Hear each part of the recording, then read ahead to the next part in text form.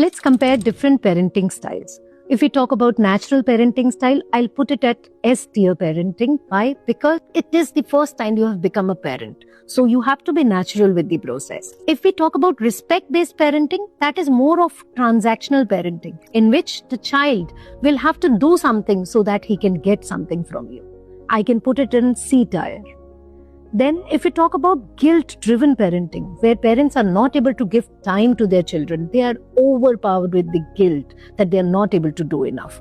Again, that will be the lowest tier, D tier parenting. The next parenting style, fear-based parenting style, is old in a traditional way of parenting. If you want to create fear in the child will never learn to grow. Let me put this into C tier parenting. Then we talk about conscious and balanced parenting, that I can put it in the S tier, because if you are mindful of your own actions, the child will learn automatically. Then we talk about society-driven parenting. That is the most dangerous. But however, if you are an open learner and if you can learn from others' trial and error method, it can be a very good parenting style. Let me put it in the B tier parenting. Free range parenting, if I talk about, we can put it in A style of parenting, in A tier. Why? Because when we give that freedom to the child, but it has to be monitored consciously.